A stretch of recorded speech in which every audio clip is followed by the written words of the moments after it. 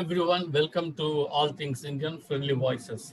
In the last episode, we saw about Odissi music, where we saw we discussed about various traditions of music are there in India. That's one thing that's beautiful thing is that about music is that every region, every language, every community, every group of people they have their own music, and it's a very fascinating to know. In fact, it's very fascinating to know history of anything, whether it be something we eat, history of salt for that matter, or history of these some other things which we use, like history of hairband and everything. Same way, the history of any musical tradition is very fascinating. India is a land of music. From the times of Samaveda to 21st century, we have our own musical traditions. Today, we are going to take up one such. Is Carnatic music, how it evolved, etc., etc. To discuss this, we have a wonderful friend with us, very knowledgeable person. Hi, so let me introduce you guys to Ramaprasad. Ramaprasad is known as Hamsanandi on Twitter. I have a long friendship with him uh, on internet. He was once writing regularly in Sangeetam.com. I mean, not as an article writer, but more like is contributing to these group chats. And he was one of the well-known and well-respected persons when he did that there. I think he was using the nickname of Ramakriya there. And he used to write a lot about musicology. And in those days, Sangeetam.com, which was run by Sanjay Subramaniam and V. Sriram, there were certain people who actually gave a lot of dignity to the forum. And like S.R. Iyer was there, the person called Chandrasekhar. And Sanjay himself used to write. And Ramaprasad was also one of those who was seen as a top writer during that forum days. Later on, he has gone much beyond music. Though he's professionally in the IT field, his interests have been in music and literature, and he has gone beyond just his love for musicology. He has been translating works from Sanskrita, like he's done the translation of Amarushatakam, and that will be published by Sahitya Academy very soon. He's also adapted certain English plays into Kannada and had staged them in the US. He's based out of California, and he has staged those dramas there. And he's been a composer of merit himself, like he's composed Kritis, he's composed Varnas, Tilanas, Swarajatis, and so on. And all of which, you can find him in his channel. And he's also been an educator, and he has a very good um, what I would call a YouTube video explaining the very tricky concept of Graha Bedam and all that. And he's also a person who does Kavya Vachana, which means that you read the Kavyas in form of music. So we have a person who has great knowledge about music as it is practiced, plus someone who's been very interested in musicology. I generally have this small argument with Ramaprasad that I call him, you are a musicologist, and Ramaprasad vehemently denies that, saying, I'm not a musicologist, I'm only a lover of musicology, right? I'm a student of musicology. Whatever it is, all I can say is that he knows much more than most of us. So we have him today, and we're happy to have him. So welcome, Ramaprasad. And Rajmohan, you can start the... Thank you, Suresh. Thank you, Suresh, for that generous introduction. It was way too generous, but I know I've been knowing you people for a long time, and it's very good to interact in this way. Yeah, thank you. So, yeah. Before that, like the book of the book you're talking about translated, when is it going to be published? It's going to be published in by Sahitya Academy very soon. I think it's in the proofread and the last checks before it gets to print.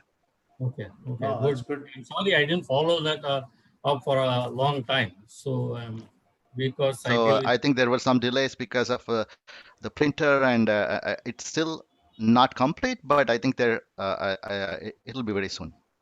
Okay, good. So we will start since it's about music. Okay, since it's about the Carnatic music.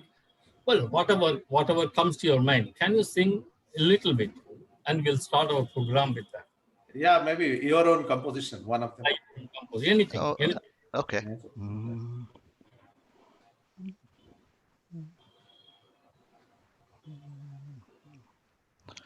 तव मृदुलं पदयुगलं मम शरणं शिवे जननि तव मृदुलं पदयुगलं मम शरणं जय परशिवे जननि तव मृदुलं पदयुगलं मम शरणं. I just started this as because it's a benediction to the Mother Goddess, and this Sahitya was actually written to a Swarajati that I had composed earlier by Ashtavdhani Maheshpat, but I felt it being an invocation, it's good to sing Sure. this. Good, good. Which raga is this based on?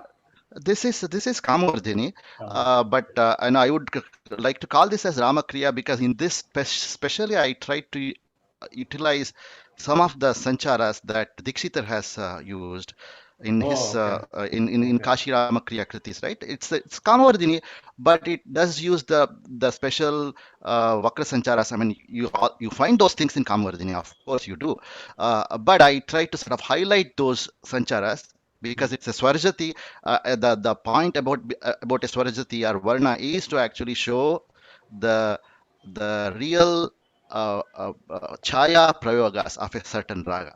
So it's not Sure. just about just taking the scale, but to make the students aware of that. So Okay. I would like to call this as Ramakriya. Okay. Okay. Right. Yeah. So I mean, like with anything, when we talk about history of anything, so we talk about genesis. How, like for example, when we talk about anthropogenesis, we talk about how the human kind formed. Same way that when we are talking about Carnatic music, I mean, like everybody else who are watching this video, myself and Suresh, we would like to learn from you a lot during the next an hour or so. So, I mean, how Carnatic music started? Where from it started? Is it kind of what kind of a primitive form from where it evolved into a musical tradition? Okay, this is going to be a long story. First of all, and I generally want to stick to the more traditional name Karnataka Sangita because I think Carnatic is a misnomer. It's a colonial name. But apart from that, however, although our music is very old, we all know that the name Karnataka Sangita is not that old. So that we should keep it in mind. It's probably 100, 200-year old only. But that doesn't mean that the ragas that we are singing are only just that old. They have been much older. So generally, a name is given to something by outsiders. It's normally so we call the whatever the Western music as Western classical. I mean, they don't call it Western classical, right? So similarly, it's the other people who'd call the Indian music as Hindustani music or Indian music. So for us, it was just Sangeeta, right? So the traditions go back to way antiquity because it's coming with our history all along. You can the earliest book work that you can read about music is in the Natya Shastra.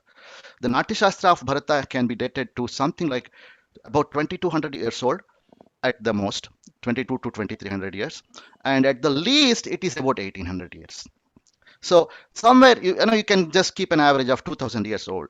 And if you read the Natya Shastra, you will see that it already explains a music and a performing system that was far advanced. I mean, it's not explaining you a primitive kind of music. It's not telling some only tribal or with very limited sort of ways and means of their music, but a whole system of entertainment that was also considered what you call religious, non-religious, all these kinds of things coming into this performing art. uh, so it already explains, and 2000 years ago it was way advanced already. It's a complete system. And the Natya Shastra, although is the earliest the work that we have in our hand, it is not the first book. It looks like it sort of overwrote everything that existed until then, because it sort of gave a complete picture of whatever was there, in terms of text. So people later on didn't have to save the previous works. So, I mean, we can say that our musical traditions are definitely coming from at least 2000 years ago. And of course, Natya Shastra and all books put our the beginnings to the Samaveda. So, if you hear to listen to a rendition of Samaveda, you won't really find our music there. But the thing, what I think the reason why they all refer to Samaveda is that to say that it is very antique and very old, and it's sort of part of our cultural history that we cannot really put a date on it. I mean, when you say Natya Shastra, is it about performance? It's about performance of different kinds. Okay, Natya Yes, Shastra itself gives, and yes, part of music as a musical instrument, etc., etc., yes, etc. So, yep. what music also in the earlier from earlier times it is being performed on stage or on the road. Yes, definitely. If you see, the Natya Shastra definitely talks it about part of being a performance. So, Okay. meaning a part of a play. That's how it tells. So, it includes acting, it includes literature, it includes music, it includes musical instruments, etc. But if you see in the Natya Shastra, the how the performances went, you can also see that a performance is comprised of so many different elements, 18 elements, if and some of them are called purvaranga, that is the pre-stage. So before a play is enacted on the stage, so there are certain different elements that go on. So each of them are documented. They'll say, okay, there is a nandi, there is a really, there's a puja, and all those things for auspicious beginning. And there is also purvaranga. All this form the papurvaranga, meaning the pre-stage. And there you have actually ensembles of instruments playing. So which is plain music. There is no acting over there. So it you can think it like, think about how the village fairs and village natakas went, right? Even like 50 years ago. So the performance would go all night probably, or or start at like 10 p.m. So for all the family people, all the workers, all the farmers, they have finished their work, and then they have to come. And then before the actual act begins, there would be other people from the village, or the main artist may be coming from somewhere else, but before that there will be small performances by the local kids and local artists and all that, right, that we have seen. So the purvaranga in fact talks about such instrumental ensembles before the actual play began, so which tells that there was music as only music too, not just part of a play. So therefore, it's the way why he describes plays is because, and that is the final production. And these are all different elements that make the production sort of successful. Okay. Now, Ramprasad, of course, the concept which has come up later of a raga and all that, was this present in Bharata's Natya Shastra in the sense, did he mention something called as a raga? And if he did, what were the ragas that were mentioned which equivalent to this? Because I've heard somewhere that if you take the Satyagrama, there really isn't an equivalent today or something like that. I had heard in somewhere.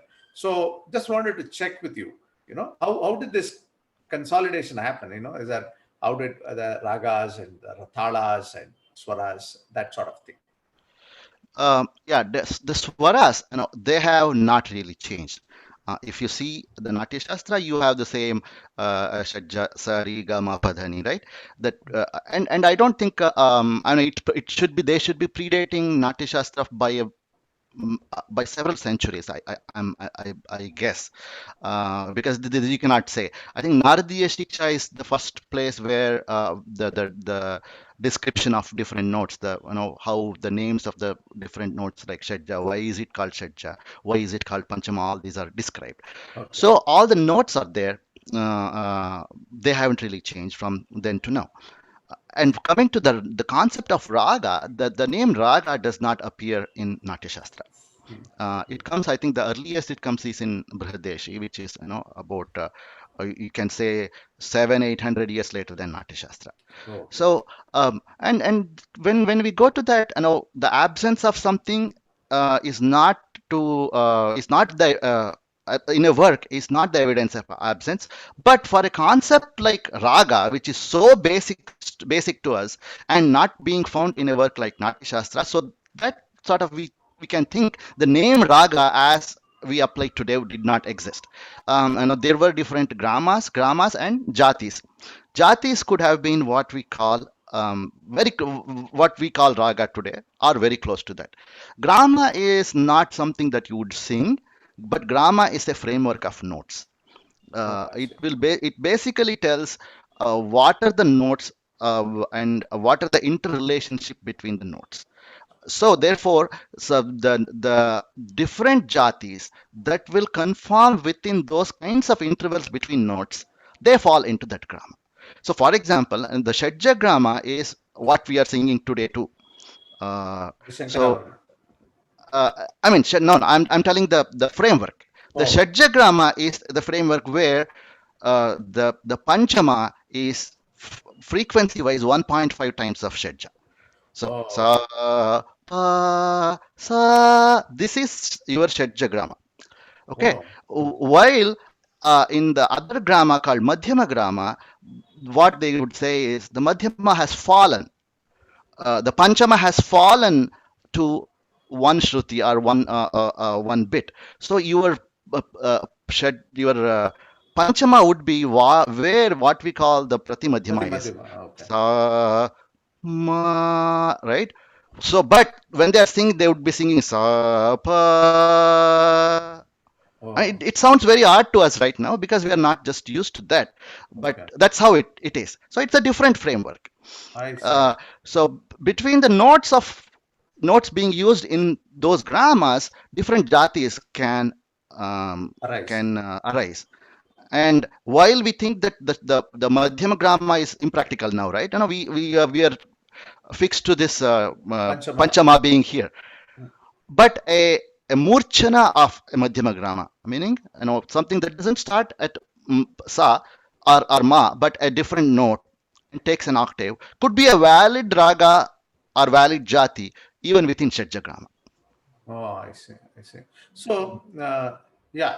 So you are saying that they actually put up a framework of the notes, and somewhere I read that Bharata did do some experiment with Veena to do the shifting of the scale to get new ragas. Is that Yeah, Bharata's Natya Shastra or somewhere else? yeah, I think it's yeah. I believe it is in the Dhruva Mela and Chalamela experiment. This Okay. is actually to show you know how much is a shruti. Oh, okay. So this is a quite a complex topic, I think, for at least for this chat right now. Okay. Let's I mean maybe and probably I know I'm not at that pay grade level to describe that very very well. There, if you're really interested, I think you should see Vidyadhar Oak, I think is his name. He has some good videos on that, on 22 Shrutis. Oh, And okay. why the 22 Shrutis, and how it's all based on the consonance and dissonance. Okay. So therefore, we have the 22 Shrutis in an octave and not 24, right? And a Okay. 24 would be very easy to say because okay, we have like 12 swarasthanas and each of them had two, right? It would Two. have been Yeah. much easier to explain. But he has very good videos on that. Okay. You'll find Understood. them. Yeah. Yeah. Okay. But I think your question, I think I totally misread. Okay. Um, No, no. What I what meant was is that one raga to another, like you have the Grahabedam shifting from say Todi to yeah, Kalyan and all that. yeah, Was yeah. that sort of experiment done by Bharata? I don't know whether it was done for that, but definitely it would have been, you can infer that was done.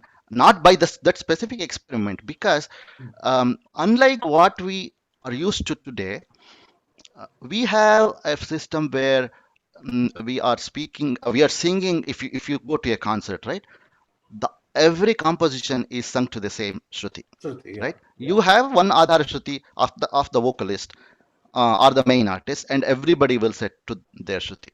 correct. But I believe in the past it wasn't the case. In the case of Natya Shastra, I think there was a floating scale, just like Ah, how you would find it in a Western mm, system, right? You mm. can see the key shifting at some time if you're looking, Ah, okay, right? yeah, If you're yeah. listening to a musical composition, Western musical composition, and even in many of the Film songs. films, right? You can see certainly that, oh, okay, it's shifting from sa to ga, right? Yeah, If yeah, you're talking about musical correct. numbers. So, yeah. So that was there, and therefore that is where they would call the murchana. So something was being sung, and then new set of tanas will start from the gandhara murchana. So that Oh, means the whole thing will change, right? So yes. if you see, even the instruments like sitar, they have the movable frets, so Oh, they can change the shedja any time during the performance. oh, I So see. that's how I think even the instrument would have been there. For instruments like flute, it's much easier. You just pick up another flute. Hmm. But for veena, it's hard for you to actually physically take another instrument and play, right? Correct, correct. So that's why I think these movable frets were invented. Oh, okay, okay. So, I Yeah. mean, very interesting, Ram, what you're saying. Is that you're saying at the time itself, Natya Shastra, Bharata's time itself, all these instruments are mentioned. But that reminds me of Bhagavat Mahaprabhu, where the one scene where Sukha is there and yeah, all the people are singing, dancing, and Krishna just arrives, just appears there. In that story, the nearly 30 instruments are mentioned. Mhm, I'm whatever the story, I mean, whatever the date is, I'm sure that Mahaprana is not after the Natya Shastra. Although some people say that. So it was there. That means at least even 2000 years ago, this Sangeeta was more sophisticated, more refined. People must have tried really. definitely. So they had it is like a language and grammar to evolve. They take, it says 1,000 years Mhm, for language. So like yeah. that, music also it must have taken that much of time because so many observations, so many trials to arrive at what are these, as you say, swaras, similar, same as it was then and now.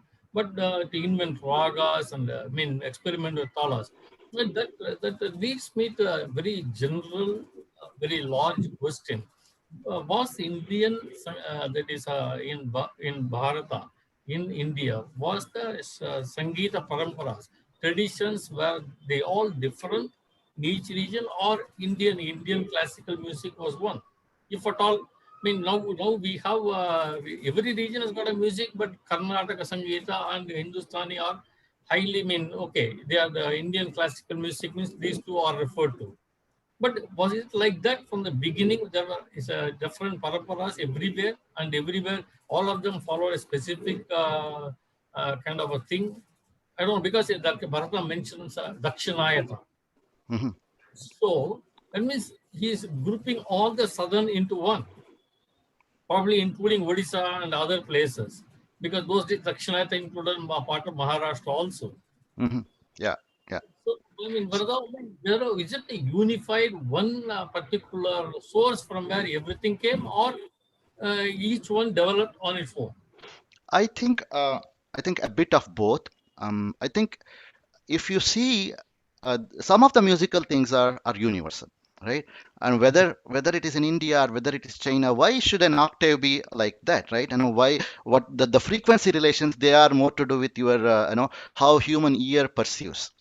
So that is what has caused music all over. So that's why you find certain ragas pleasing and certain or certain, let's say, certain combination of notes pleasing and certain combination of notes not so pleasing, right?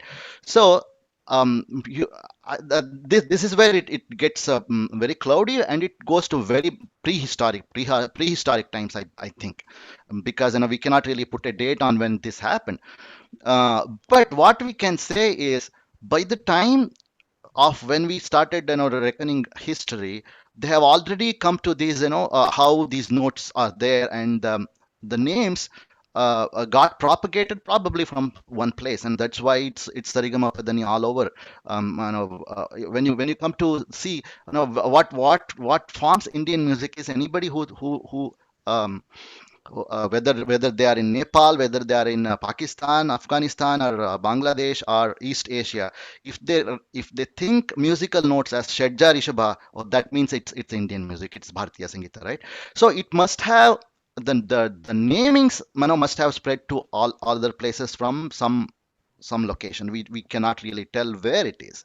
uh, but even as far back as Natya Shastra, and not just in Natya Shastra, we see the elements of diversity, and the whatever the precedence to given to local traditions in all Indian works. Mm, Unlike it's understood now, no, there was no enforcing of a language, that is Samskrita or others, right? Um, uh, and because if you look at Puranas, they clearly tell that a ruler, if he goes and occupies another region, he should be ruling in the language of that new region he acquired. So it's not going to. So that means, somebody, if Pallava king Narasimhavarman came, and he won over Vatapi. So what he would be, actually, at the most, he might put one inscription in Tamil, but he would not change the local administration and everything to Tamil, right? Because after all, it's administration. So there is no. Therefore, similarly, when you cannot force something like administration, how can you force something like a music, and whatever comes very innately to people? It's not forced, but nobody is going to stop. If I see something good in, let's say, Western music, we know how Muthuswami Dikshitar and Tyagaraja heard some Western tunes, and Tyagaraja composed Varali Lagana Lola. Correct. So you always take some good elements, what you think will suit you. So therefore, let's say, even if in certain area where they did not know anything about these terms, but they were singing to their own, and they heard something from the other region that was good, they took it, they adopted, they modified whatever they already had, right? So sometimes, what you take from outside may be even more than what you already have.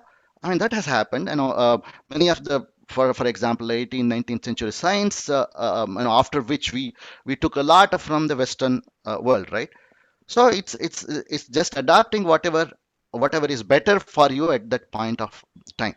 So there were always multiple systems, but I think they all merged into this huge, what looks like a banyan tree of Indian music. Yeah, so That is, so this is interesting, Ram, because you said, the sarigama, which is now fairly common across India, right? Um, uh, Even the film music directors talk about Shadja Rishabha type of thing. But if you look at the fund of music and its definition, they had their own names for these scales. Of course, in later part now, even the Tamil music people don't really use that, but there have existed those scales, and probably, according to what I read, there are certain ragas which have existed in punds which may not have been there in North India. So the Carnatic music system seems to be a sort of a combination of all these put together, correct? And that's one part which I wanted to ask you. The other part, of course, is like what Rajmohan is asked. When do you think that sort of split happened, where things became more defined as something which we call as Hindustani today, something which we call as Carnatic today? yeah, I coming to the puns and the nomenclature, I'm not very familiar with that, but I know, yeah, it's could be two things. One is, Tamils from ancient times, when they took certain concept from outside, they unlike say in Karnataka, so there are, because they're separated by a middle layer. while Kannada and Telugu had a direct, direct borders with the Prakrita regions, right? The Maharashtra speaking regions, Tamil Nadu did not have, right? And also the rulers like Chalukya, Rashtrakuta, etc., who oversaw both the Kannada speaking and the Maharashtri, I would say, the Prakrita speaking regions. So I think that caused some of these terms, not just in music but in other aspects as well, to directly, the Samskrita term directly being taken. But I think what has happened in case of Tamil, even in, not just in music, even in grammar, certain things from Samskrita grammar, they have very similar. Um, Sometimes they may be originally thought and they may have been given, so there's no denying that. Sometimes they may have seen the Samskrita grammar, how it's done, and they may have taken, they might have given the names very similarly, right? So that's possible. So I don't know the exact names of different notes and shrutis, how it's called in Pan music, but so therefore there might have been some ragas that were sung only here. That's quite possible. And even if you see the ragas that are region named, right? You have ragas Specific, like yeah. Karnata, you have region like Gurjari, right? You And have raga like Bangala, right? So all these might show that at some point of time, either they originated there, or they were famous there, or the person who adopted them first and heard them there, right? It's quite possible. So that's okay, how they have come. So and then that's how why certain ragas are not there in Hindustani while they are in Carnatic Sangeeta, and vice versa. vice versa. Yeah. Yeah. And coming to when they separated out, I think if you see, probably until 12th 13th century they were all the same. Okay. um, uh, uh, I think but after Sangeeta Ratna and any musical work, they'll all refer to Sangeeta Ratnakara now rather than Natya Shastra, because probably that is the oldest that we can go, is still retaining the elements that are being practiced today. Okay. So because it's harder for people to go to like the grama system and Find out. relate to whatever they are singing now, right? While work like Sangeeta Ratnakara would also talk about old things as well as whatever contemporary. Now, when it comes to the like the musicology, right? Any musicologist or any work, they always talk about what is there in the past works, and they will also try to explain what is being currently practiced, Oh, okay. and in a way to say, okay, how it is, it is either different, or how it has evolved, or how it is changing. So it sort of tells you a historical a path how the music has come along. Okay. So we can think that the two reasons, the while or how they separated out, could be the the invasions of from the west, coming from west. And but I think, given that Islam doesn't really have a huge emphasis on music, I think what I would think is, it's the some of those, some music is actually haram. They won't, it's not considered good, right? I think vocal music is not allowed. So therefore, certain, it changed the what could have been sung in publicly. So the types of compositions changed. So if you see, that might be the reason why you will find lots of the sas nanam type of compositions in Hindustani, versus a more bhakti, or more the varna type of compositions in Carnatic Carnatic Sangeeta. music. Okay. But to be truthful, many of the things that are that were in Hindustani even like 15th 16th century are not sung today. I think what we hear mostly are coming from 18th century onwards. Okay. Because recently I heard that what we call very very Karnataka Sangeeta type of thing, padam, right? Oh. Padam we don't associate with Hindustani, but there are padams in Hindi. Oh, I So, see. which were, yes, so it's padams, as in not as the Kshetraya padams, but more of the Annamaya padams, right? Annamaya or Purandaradasa type of what we call pada, right? That's the precursor to our Kriti and all other compositions. Oh, I see. But so Hindustani music also had something called pada. Oh, I see. I Yeah. see. Now that you mentioned Ratnakara, Sangeeta Ratnakara, Sarangadeva's book, and as you said, both Carnatic and Hindustani seem to trace back to that one as both the source of both their music, right? I mean, in the sense that it describes both these music. A couple of questions on this is one is in that book, as you said, it talks about the past and all. Is there any mention of the Tamil music there? One. Second, is about beyond what Bharata had said, right? Does this get into the concept of a raga, on the talas and other, what is it, vadya, what is the prabandha, etc., etc.? I don't know about whether it talks about pun music, so that part Okay. I'm not sure. And I have also not read Ratnakara that extensively. I see. It's a, I believe it's a monumental, huge work. It is I think 3 times larger as Natya Shastra. And Natya Shastra doesn't just talk about music. Natya Shastra talks, About but dances, Sangeeta Ratnakara talks only about music. music, yeah. So Mhm. it's much more detailed. It talks about all of the it will talk about your ragas and jatis and how the raga alapti has to be done, Okay. and how the instruments are made, and all those things are definitely there in Ratnakara. And that, oh, okay. And so beyond that, and I think because of it was such an important work only, there were so many vyakhyanas and tikas written for Sangeeta Ratnakara. You Okay. have Kalinatha, who is uh, uh, who is probably like 150 to 200 years later than Sarangadeva. Sangeeta Ratnakara, who wrote who wrote Commentary on that. tika commentary. Yeah, Okay. Okay. Mhm. So the Sangeeta Ratnakara was a 12th century text, yeah. right? So it's 12th century. Yeah, Okay. and And and uh, Kalinatha maybe 14th century. Capita. Okay. Because two And things yeah. very interesting that you are mentioning what you have been telling that one is that maybe even during Kalidasa is from that region. Okay, Hmm. till the time of Kalidasa, maybe all these things they have their own music or probably only one Indian Sangeeta was there. But to great extent, Persians also had a type of music. So maybe continue till 13th or 14th century. You are talking about Padam. It must have been there. Okay. So now when maybe we don't have that kind of Sangeeta Ratnakara talks about what Suresh says.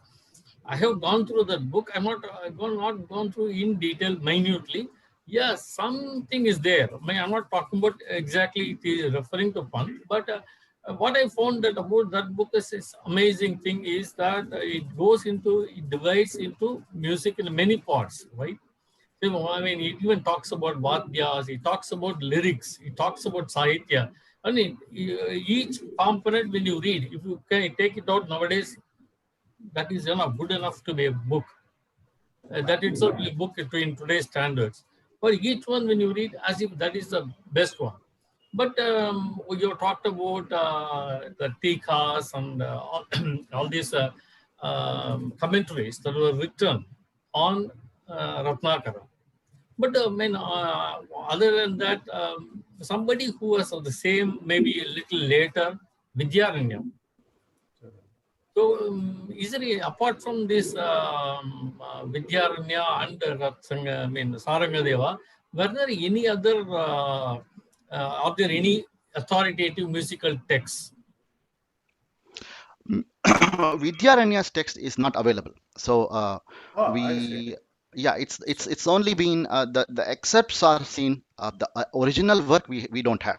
Oh, is it? So That's he supposed, surprising. Yeah, yeah. because So I have heard one talk of S. Ramanathan where he does refer to Vidyaranya, but yeah. maybe is No. The reason, I mean, why he speaks is apparent, and it's correct. So what he okay. says is, what he would have said is, because what is his name?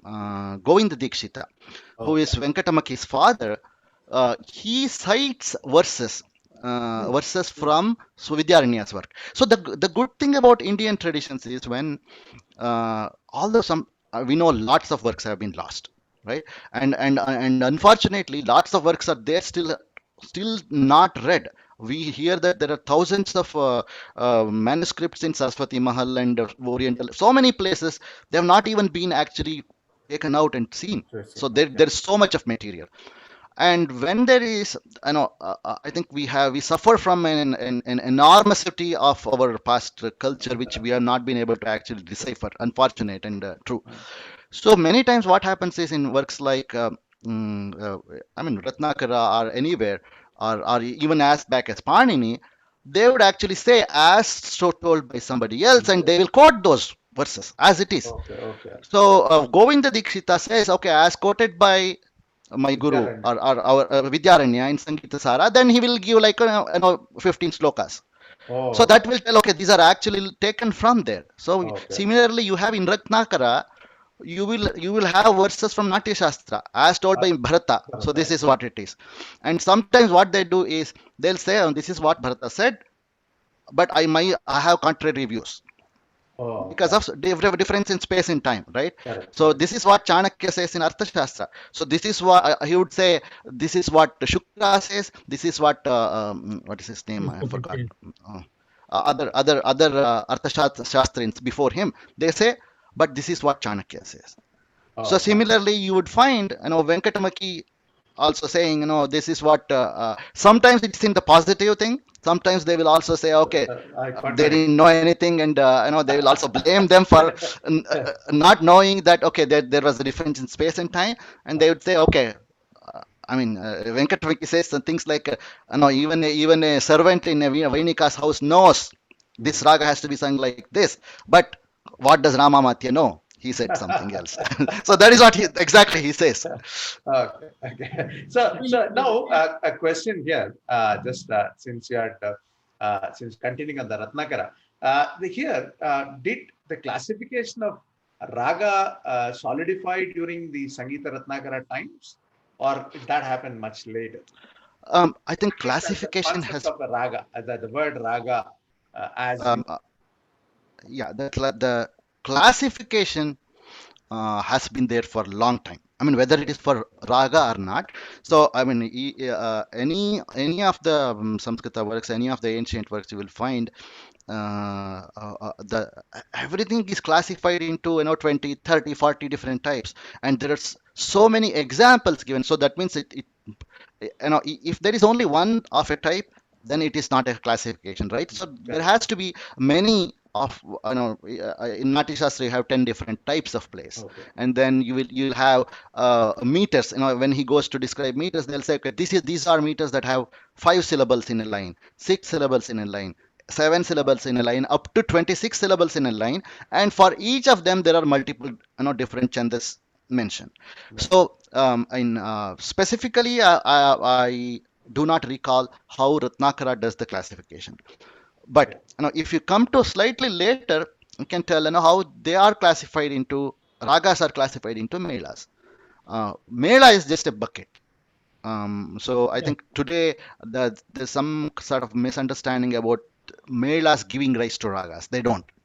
Mela is, you can just think of it as a bucket of different ragas, and we Correct. put those ragas in that bucket because all those ragas have certain features. Correct. So you In can that say case, it is certain notes, right?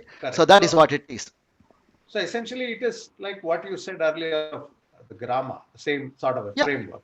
yeah. So the framework changed from The this is I grammar. think even more finer framework. So Okay. because in a grammar that it was more about how the notes corresponded. Here I think that they are split upon what Rishabhite uses, what Gandharite uses. Therefore, at the time of say Venkatamani. Vidyaranya, Okay. every raga that there was, they could put in about some 15 or 16 groups. Groups. Okay. So that those 15 they called melas. What was Vidyaranya's time? What was Vidyaranya is 1300. oh, he was in the 14th century. So Yeah, he was in the so 14th. okay. So I and think 1260 to 13, 6, he lived a really long life. I think Okay. 110 years or something. Oh, I I see. mean, I may be wrong, but he was definitely a Shatayushi. Oh, okay. So and he was quite old by the time of I think the Hakka Bukka starting the empire. Oh, I see. Yeah, I see. yeah. I see. So this is what you're saying that during that time itself, these classifications were already in place. Some sort of Yes, classification yeah. in Vidyaranya time itself. Hmm. Yeah. But Okay. that's very interesting. I mean, now that you are, okay, not you, maybe 200, 300 years ago, your ancestors were Tamil. Now you are settled in Karnataka. So you know both the traditions. You also must be knowing the secret you can reveal. Was Vidyaranya a different person from Sayana, or the both of them are same? Uh, Brothers. Yeah, Yeah, that's right. yeah, Uh, yeah, yeah. there are also people who say, yeah, No, no, no. I think they were. It's quite well documented. There are four brothers. Mhm. Vidyaranya Vidyaranya's name was Madhava. So Madhav. Vidyaranya is his ashrama name, right? So Yeah, Madhava, Sayana, and then I forget the two other yeah. Bhoganatha, and there is one more. So four brothers. And Mhm. Sayana was, as we all know, did the Veda Bhashya, Vedavash. right? So with I think he had a huge set of people who were able to compile all that information and do the Bhashya. Yeah. And I Why? think all the four brothers were exceptional in the breadth and the depth of anything that they touched. Yeah, because only because of Sayana's times, his own disciples, I mean, or maybe students, they talk about the presence of what Suresh has been asking. The raga itself is there in Vedas. Before that, Mm, nobody knew about it. It is mm, there. There are verses which talk about raga and how to worship raga. Okay, that's why I asked Sayana. I brought in Sayana here. But when we say about Sangeeta Ratnakara and all that, I think in my office, we published 50 years ago a book in Sanskrit. It's about musical instruments of India. It's basically the whole book is in Sanskrit, but it's unbelievable. It is all for performance of Karnataka Sangeeta. We don't use many of them. true. I mean, I don't know. I mean, one is that we have lost a lot of Sahitya, lot of books, authoritative texts have gone, but also the practices, I mean, just for stage performance itself is there, and they are all, we are not using today. Today we are using one, two, three, maximum four. Yeah, yeah, yeah. Beyond that.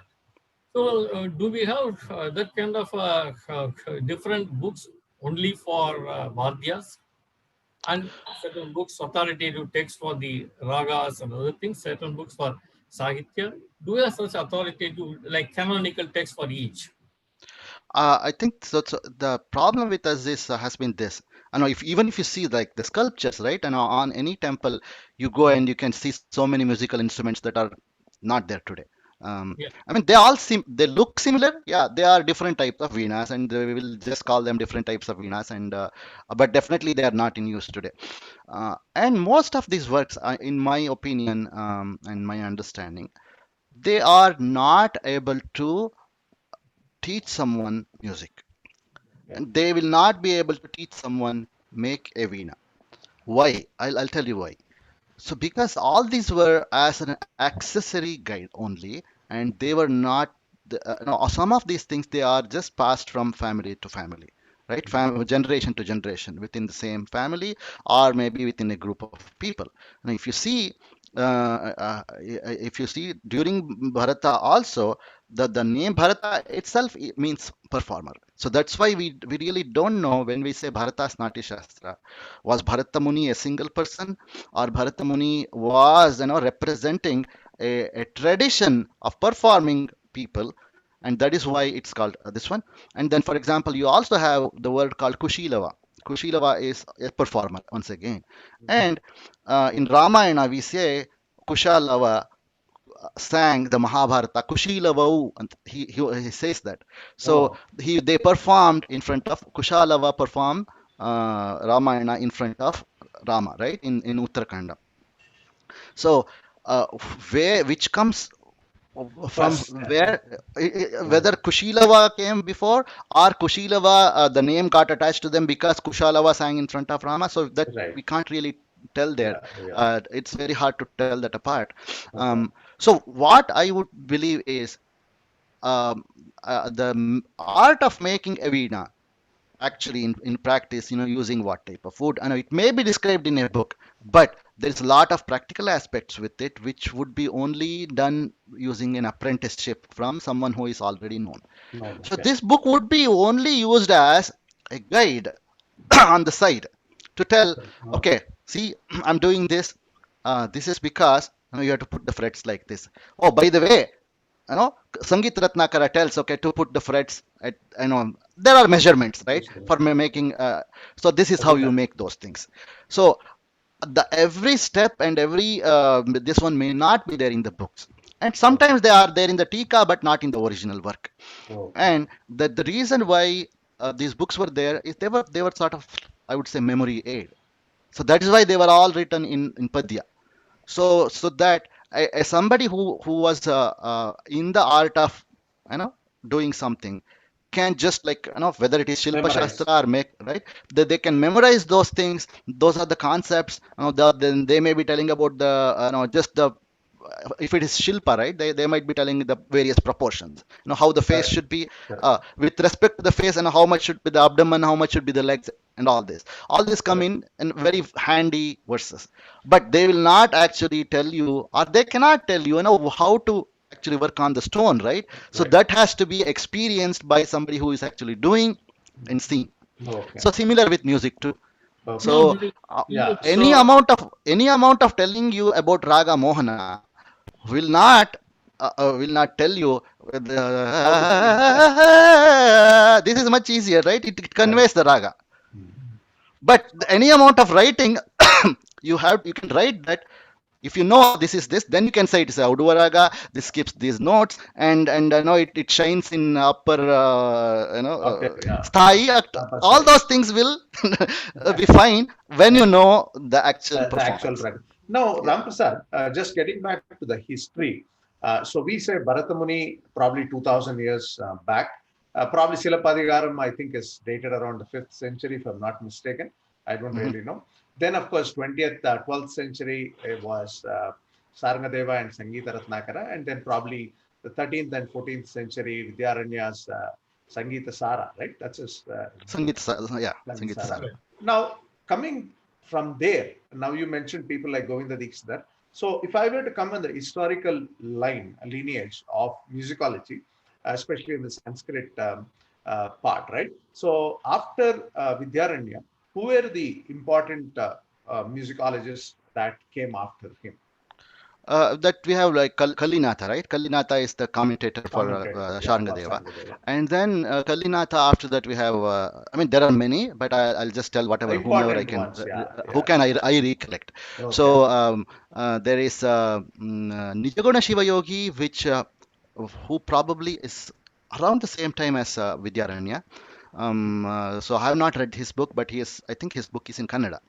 And then there is Ramamatya. We all know it's from the 16th century. It's from just after Krishnadevaraya's time. okay. And then yesterday I was reading a book called Raga Vibhoda by a certain Somanatha. Somanatha, yeah. So yeah, this is like just follows about 50 years later to um, Ramamatya, Ramamatya, okay. right? So you can see all those steps, how things change between various Okay. people. Okay. And then you would say about 50 years from that is Venkatamaki, Okay. Okay. right? So before that actually is Venkatamaki's father, Govinda Dikshita's, what is Sangeet Sudha, okay. Sangeeta Sudha. And then Venkatamaki's Chaturdandi Prakashika. I mean, compared to the volumes of the Ratnakara and Raga Vibhoda and all this, Chaturdandi is a very small work. Correct. But I But think it gained to the prominence because of the new concept of 72 melas that he put forth. yeah. So So that it was a revolutionary, or whatever, very mathematical, but somewhat futuristic logic. thing. I think when he wrote, he would not imagine. what effect it will Right. have. I mean, that is true for many of the things, right? Correct. Correct. Research paper would be written, and 25 years later, the actual implications will come Correct. through. Correct. So it was more like that. And beyond that, I think there is Mudhu Venkat, right, in is one. Muddu Venkatamaki is Yeah. there, and then there's one work in I don't know who the author is. It's quite elaborate. I think Mahabharat Chudamani. I Oh, think it may be in Tamil. okay. It's and then there is a Tiruvenkatakavi who has a work, and there is a Chikkabhupala. He's a small chieftain near Tumkur. Oh, So okay. yeah, he wrote a work called Mahabharata Sangraha or something like that. It's Oh, in I Sanskrita. see. Oh, I It's see. huge. Again, it's Yeah. sort of gives. And then we have coming to closer to Tyagaraja, we have our own good Shahji and Sharbhoji, And Sangeeta and Saramrita. and then Tyagaraja was supposed to follow somebody's work, right? Was it Govinda or there was one more one? Govindacharya. What's I that? mean, see, the Govindacharya is somewhat a Also too small. controversial Yeah, that's why I wanted to name. ask. Yeah. See, what happens is it's said, and I think I'm pretty sure about this, that Tyagaraja did not write the ragas and raga names for his compositions.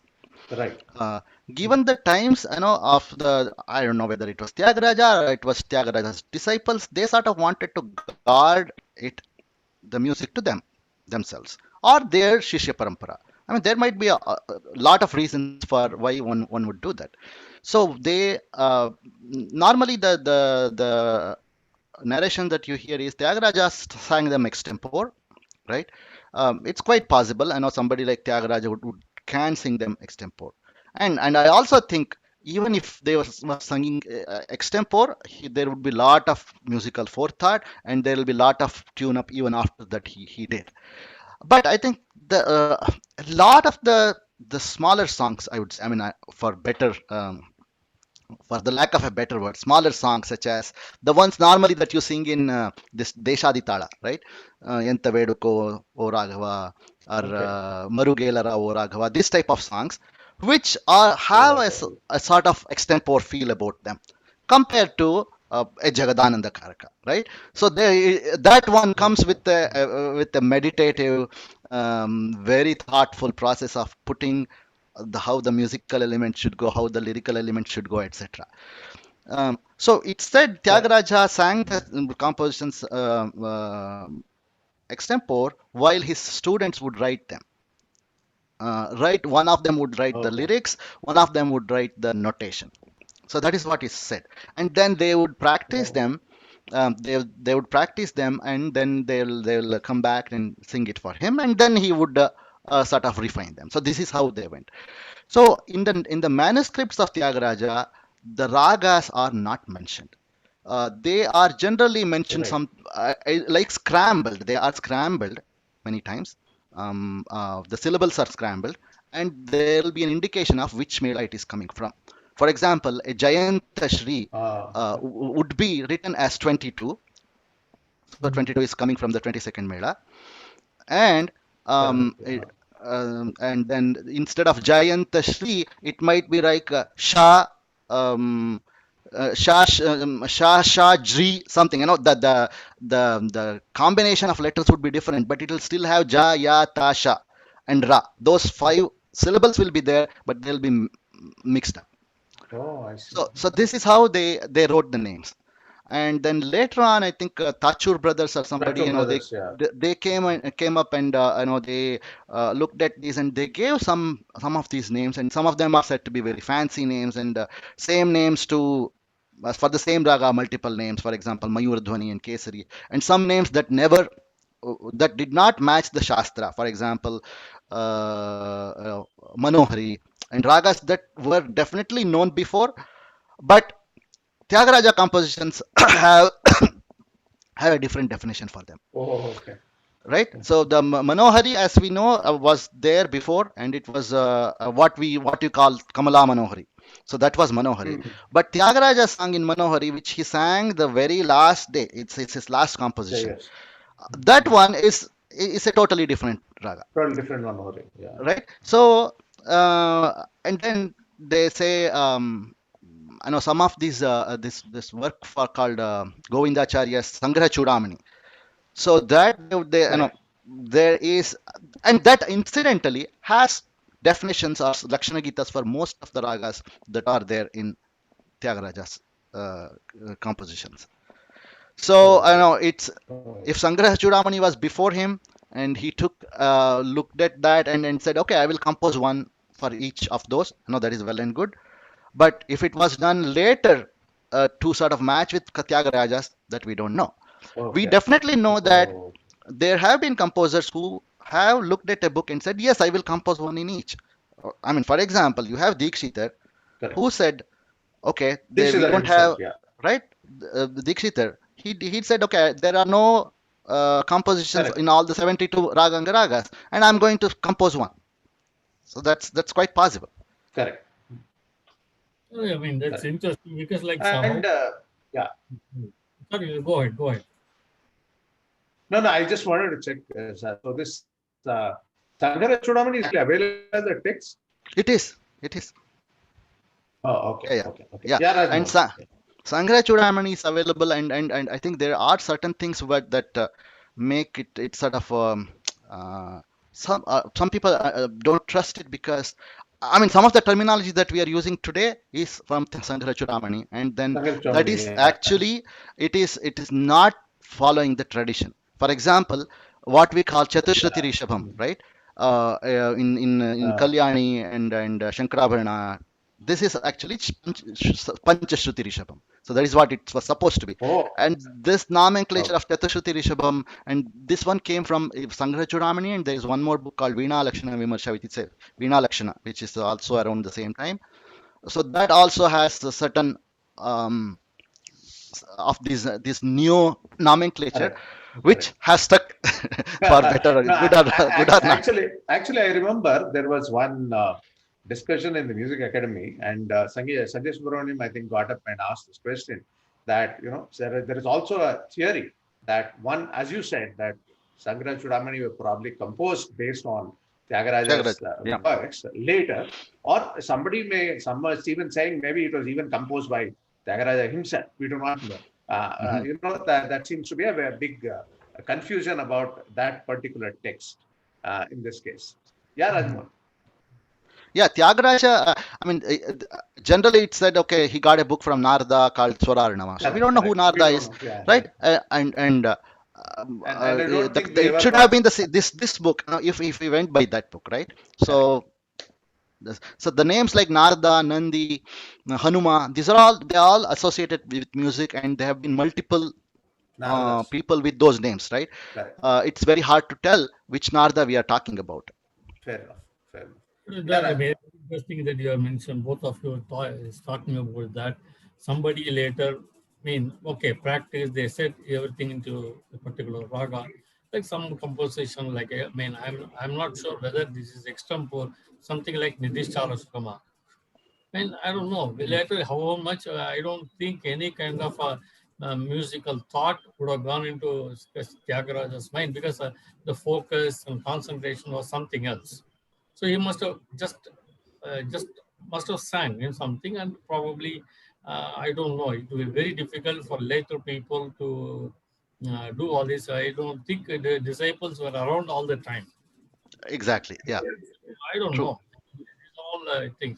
Anyway, so now you mention all these things. How, okay? Number one, we have come up to this. See how it got evolved into this kind of. It already was refined, sophisticated 2,000 years ago, and what shape? Okay. What kind of a level Carnatic music evolved into by 18th or 19th century? Like why for even Westerners are giving, or somebody else from outsider gave the name Karnataka Sangeeta. Why Karnataka Sangeeta? Name Karnataka. So this one, how it got changed and how the names came, I think, I believe there are certain reasons why it was called. As far as I know, the name Karnataka Sangeeta was first came in the Tamil speaking areas only. So, and then it also got popularized by the Maratha speaking people areas. So that is what I have read. So two things, some of the earlier writers such as Matanga, right, and and Shangadeva, they all belong to Karnataka. That could have been one reason.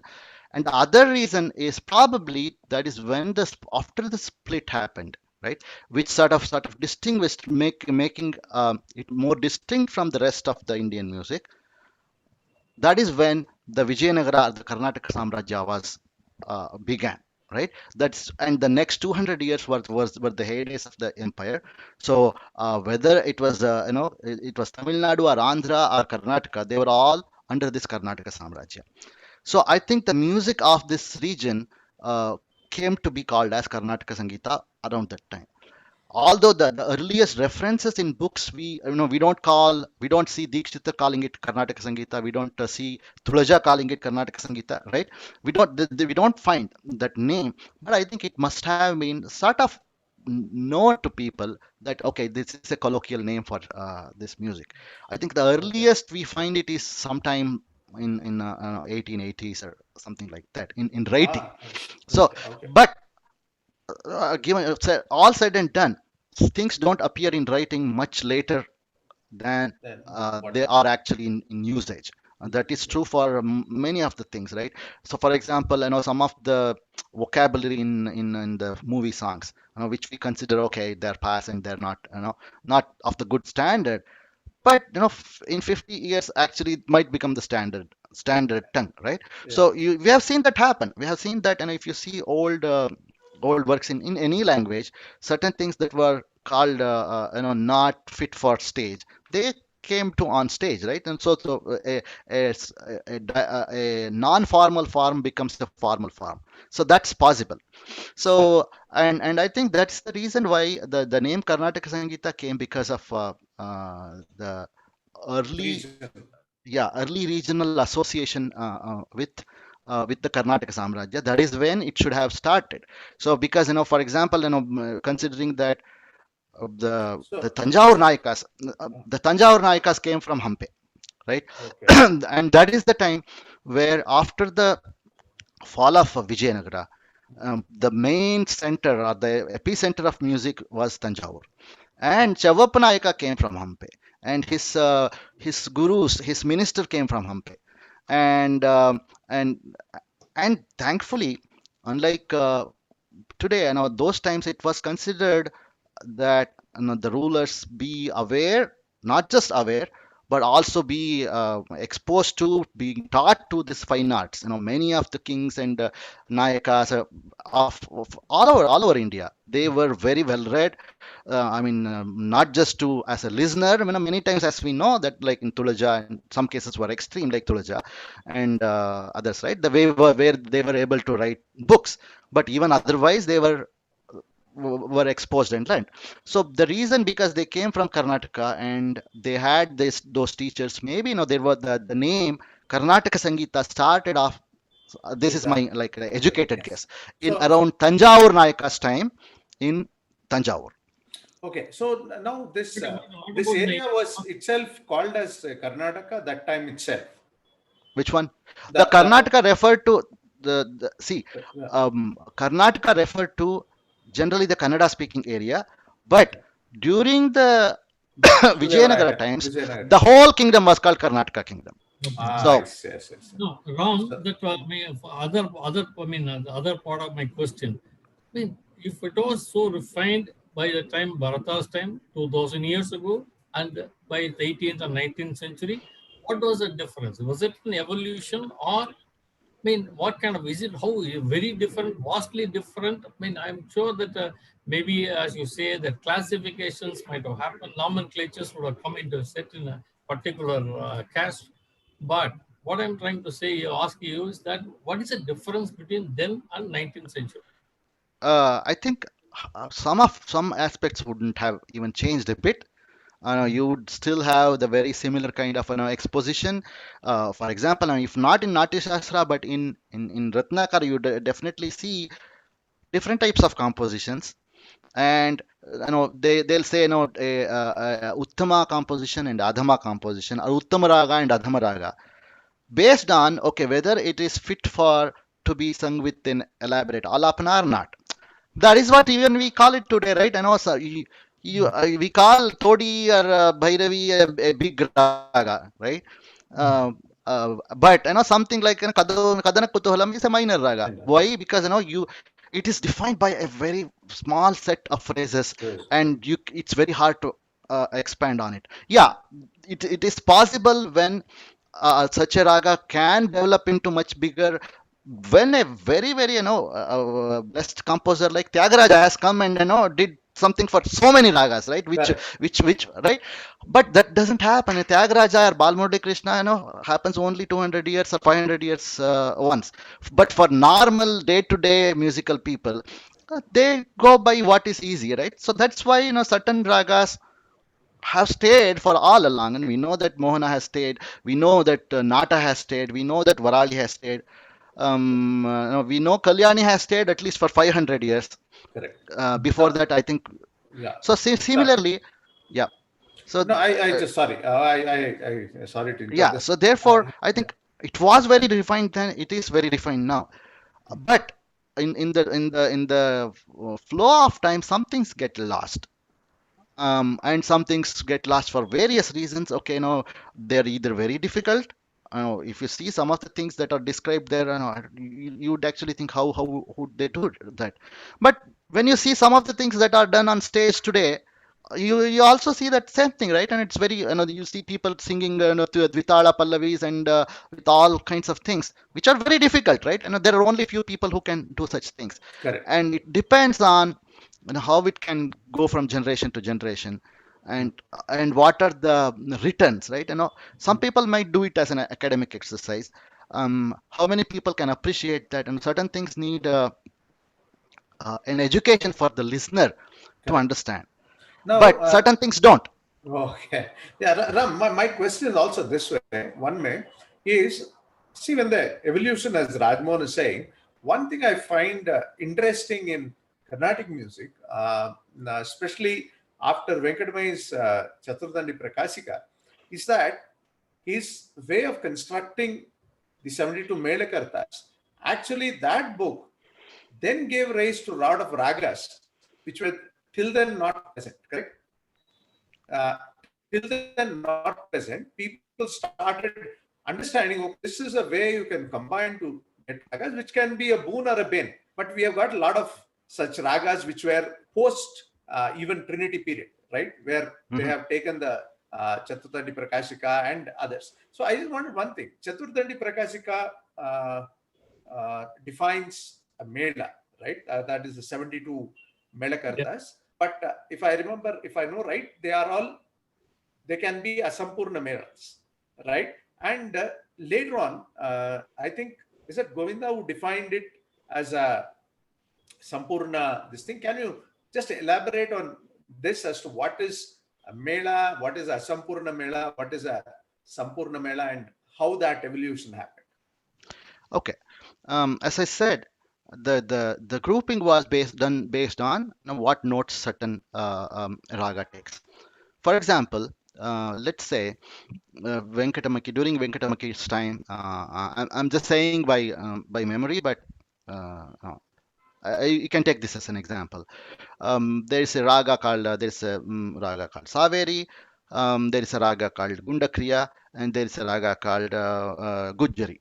These three were there, and these three ragas used Shuddha Rishabha, Antaragandhara, Shuddha Madhyama, and so on. And therefore these belong to, and there was also raga called Gaula, Malava Gaula. So all these use these set of notes, and then Venkatamaki assigned them. Venkatamaki did not assign them, basically he assigned a place, but they all belong to one mela called Malava Gaula, right? So the mela Malava Gaula doesn't mean it is a raga. It can have a raga associated with it. So in which case it actually had. So there is a mela called Malavagola which has these notes. There is a raga called Malavagola which corresponds to, it may be doing certain sancharas, it may be skipping some sancharas and so on.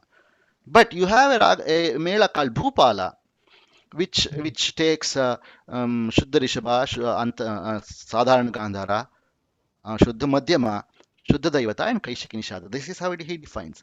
And in Bhupala Mela, there is only one raga, which is called Raga Bhupala, which is the Bhupala that we sing. So the Bhupala Mela corresponds to what Hanuma Todi Mela today is, but there, he doesn't describe a raga called Todi. Although Todi Okay. did Exist at exist at that this time. time, but probably it was not popular where he was, and it could be any sort of reasons, or maybe there were no compositions, and he did not find it enough. So what sometimes what happens is he gave the name of the raga that was most what he felt probably most popular and most representative. So that is why you find sometimes this raga called being switched from Gujjari Mela to Malava. At place where a raga Gujjari or Gurjari was famous, maybe they called the Mela also as Gujjari. And where it was Malava was more well known, they called it Malava. If you see today, I think Gujjari is very close to Maya Malava. So and it has some certain sancharas which sort of make it distinct, right? Um, so that is what he did. So therefore, he did not tell that all the I mean he did not tell they had the sanchara has to go sarigama padanisa. He did not even tell it should have all the sarigama padani as we saw the in Bhupala Mela, right? And he says, like for example, Vasanta Bhairavi is a mela for him. Vasanta Bhairavi mela is the raga is also defined what we have today. It will say Alpa Panchama. So that is we also practice it today. So although it has all the seven notes, it has Alpa Panchama, meaning very infrequent use of pa, right? So that is how it was. And then he did not associate every mela, nor did he name all the 72. Right. So he said this is the framework. 72 combinations are possible, and even if Shiva comes, he cannot do more than this. So that was his pratigna. Argument. That is what he said. Shiva cannot beat me in this. And in this scheme, these are the famous ones. Mukhari is the first mela, Samorali is the third mela, Bhupala is the eighth mela, Malavagola is 15th, Vasanta Bhairavi 14th, I think etc. He also says, okay, I have made a new raga called Simharava, and this I assign to 59th mela, okay. or 57th or 59th, I forget, Okay. right? And then he'll say, he also says this one, and a very nice thing statement. He says, you may ask why all this, because nobody sings those ragas. He says, then we don't know what will come in future, so any raga that might be thought of in future will fit into this scheme. And I think that is what his goal was, and I think that is where he won. Oh, Okay, later on, the next one probably during by his Muddu Venkatamaki, who is I think his two generations later. Uh, he's Venkatamaki's uncle's grandson. So that is what he is. okay. So I think he went about creating uh, raga examples for all the 72. Okay. So except for those already were famous, now he had to come up with. This probably was an intellectual exercise, thinking of what will sound good.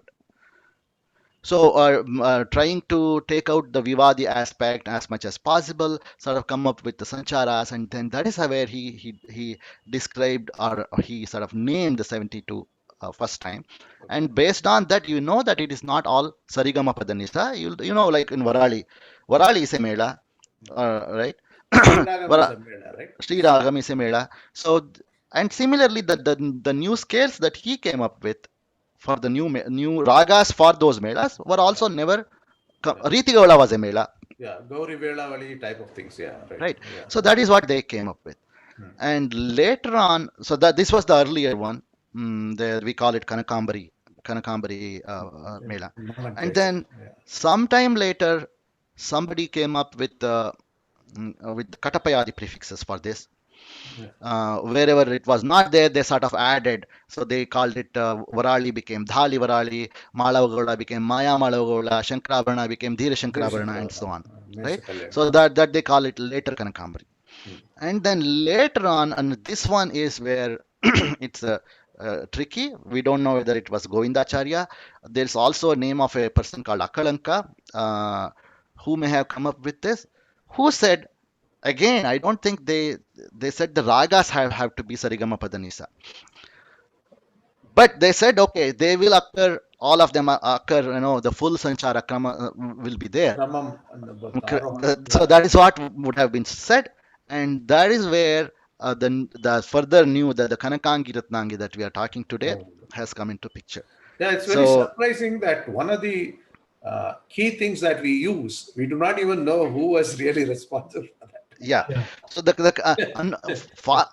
unfortunately, some of the ragas, as in Kanakangi Ratnangi scheme, Mm. are not that pleasant if you look at it. If Yeah, you yeah. see the equivalent of how, for example, the raga like Chaturangini or Samanta or yeah. So these things, how Dikshitar has composed to other compositions, you will see a lot of difference. That's Mm. where I mean it's possible for a raga like Vagadhishwari, which has like one single Vivadi note, Vivad. to be Yes. straight. To be straight, it's okay. But when it comes to certain ragas with multiple two Vivadi notes, always Starting, going Sarigama Padanisa is not the best thing. even So starting that's with, where, yeah, starting with Kanakangi itself, right? yeah. So I mean, it sort of takes a listener a sort of get tuned to that, to like those kinds of things. Yeah, you can. And normally what good singers and good composers do is, even if it is Sarigama Padanisa, you can always incorporate these non-standard or non-straight Phrases. sancharas into those phrases, so which makes it good enough. Sure. So whether you call it Kanakangi or Kanakambari doesn't really matter. But what matters is, how good it sounds to you. Correct. Correct. Yeah. Mm. Yeah. Rajmohan, how are Yeah. we on time? Yeah, we are almost running out of time. So I Yeah. just This ask. is something that you can go talk on and on. So I have No, no but wonder. Yeah. I think uh, Rajmohan can have the final question and then I'll yeah. sum up. Yeah. No, I'm very curious about this. This okay? You said with certain losses due to various reasons, Carnatic music from that time to this time it has come here, and certain additions might have happened, and then like you were saying, Mela classification happened. All these things would happen. So today we are here, but you also mentioned right from the beginning it is part of performance, because every performance in India, whichever language it is, whether it's Sanskrit or that performance has got certain uniqueness. Like for example, P.V. Kane says is a kind of yoga is as a performance. If you have to do, there is a rishi, devata, flower, tree, etc., there for each asana. Like that, is there anything like I asked yes Rajam about this? He says that P.V. Khan writes that all kinds of performances should not be done in public, because for each time, each like drama means each thing, there is a particular, you have to invoke something and then only you can appear on stage. Yoga asana means you have to invoke the deity, tree, the animal, flower, etc., then only you can go. Then Rajam said, yeah, there is Koteshwara has maintained some notebook in which it has been published. You can go and see. So, are we seeing like all along it has been a performative art, Carnatic music, or now only we are seeing it has become more of a stage performance than temple performance? All those things have gone and it's become more importance, focus is on stage performance. And how do these people, artists, invoke all these things before singing, taking up any raga? Yeah, I think all these were very valid points, basically because I think the whole stage itself is considered as like a yajna. It's like a ritual, right? That's what it is. It's very intertwined with our culture. It's not just like a performance. So if you look at the tradition, whether whether we have stuck to that or not, I know that's a different question. And today, I think a lot of people are learning for performance only, but in the past it might have been different. I mean, not everybody who sang, who learned would be actually aspiring for performance. And I think it should be like that too. Whether you consider the ritualistic aspect, the yogic aspect, I mean, all these do exist. I don't deny that. And I think, as I said, it's somewhat over my pay grade to talk about those things. There are people who knows those things. For example, if you talk to Vidya, I think she will be able to dwell on these type of topics. But um, I think if you consider how it was, the music sort of was an occupation of Bharatas, or somebody performing artists, used to be a group of people. I mean, generally, and they would be the experts, and the other people might learn, but they would not be actually performing. And that's what I think you get it. And when you say that actually continued even up to last century, right? When there were like these company dramas. I mean, you can consider them as the performers before the movies came in. There were a lot of people who were learning music, but they would not be going. I mean, in fact, even I remember my mother telling what my grandmother told. So my grandmother was born in, I think, 1908. So, and she was married when she was probably 10 years or 12 years. So Wow. whatever music learning did was before that. So she was start singing without putting talas. um, and then when asked how teachers with tala, then the teacher would say, oh, no, what is it? Do you want to go and perform on stage? No, you are not going to do that anyway, so just learn singing. So my grandma was very particular about my for her daughters to actually learn very methodically, properly, with all the with all the requirements. So this is how the method was at that time. I think any art, there were only certain people who would practice it on stage, or perform on stage, but there are a lot of people who would learn it for the benefit of it, right? For appreciating, and even for listening. I think particularly Carnatic Sangita, and to a lesser this one Hindustani needs somewhat grooming into that, right?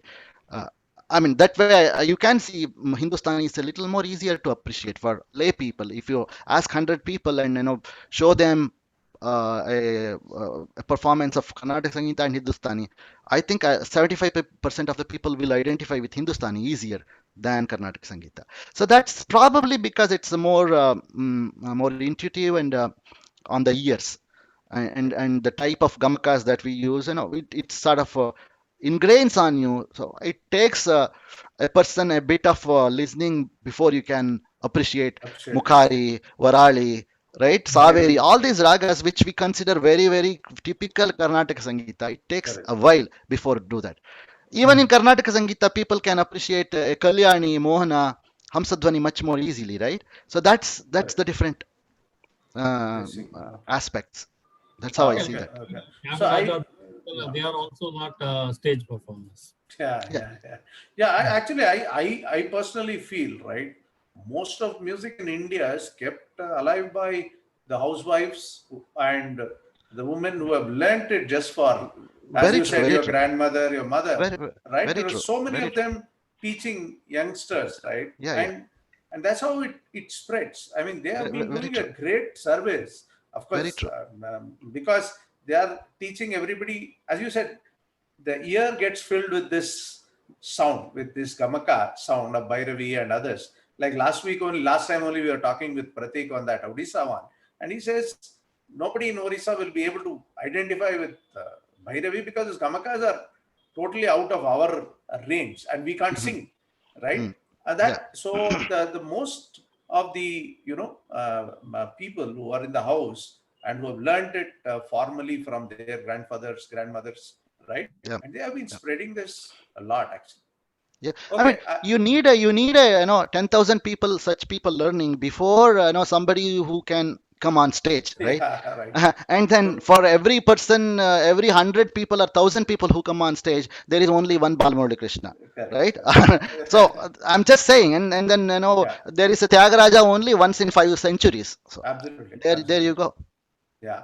Yeah. So Rajmohan, so can we Yeah, conclude? Yeah. yeah, please go. Okay. So let me conclude this first by thanking Ramprasad for this excellent exposition. So just to summarize what we have seen from an historical point of view, as I said, around 2000 years back, there was Bharata and his Natya Shastra came up then. Of course, as Ramprasad has pointed out, Natya Shastra itself is a culmination of something which is already there. That means the actual act of music, dance, everything was there earlier at a very refined stage, which was then put into a book form. And then, of course, later on in Tamil music side, we had the Punch and Silapadikaram lists some of them, not some of them. Silapadikaram, I think, lists all of them. And then coming on the Sanskrit side, we see that Sangita Ratnakara of Sarngadeva in the 12th century being a very influential work. And then Vidyaranya's Sangita Sara, following which there was this Kalinatha's commentary also on Sangita Ratnakara. And later on, we see a few other musicologists. I forgot one of the names that he said, the person who wrote in Kannada. And then we had Venkatamahin, which was probably one of the path-breaking works, especially when you look at it from the current Carnatic music perspective, because that sort of laid the foundation of the 72 Melakartas. Though the current Melakarta scheme we use was not by him as such, but he had just given the framework, and then Muduvayandamayan, who is his relative 2 generations later, started giving ragas to all the 72, whereas I think Venkatamayan gave it only to a certain famous raga names. Others he didn't name them also. He didn't tell what those ragas were. Muduvayandamayan gave, and then Govindacharya or somebody we do not know finally formalized the 72 Melakarta scheme that is currently being followed. And most of the ragas are being mapped to this scheme. Dikshidhar, though, followed the Asampurna Mela scheme, the earlier scheme of Chaturdandi Prakashika, and his ragas were all based on that. Though nowadays everybody tends to go to this 72 Sampurna Melakarta scheme. So this is how historically musicology has developed. And later days, I think a lot of others have also been there, which I think Ramprasad knows people like S. Ramanathan, who's done a lot of work, S.R. Janaki Raman and others in the modern era, R. Vedavalli. They have done a lot of work and published books in Music Academy. We didn't have time to go to that level. But if you see that the main crux of what is Carnatic music today was probably sort of encapsulated during the Chaturdandi Prakashika's time, right? And those who came later are talking, expounding, and commentating on most of these works. And of course, you had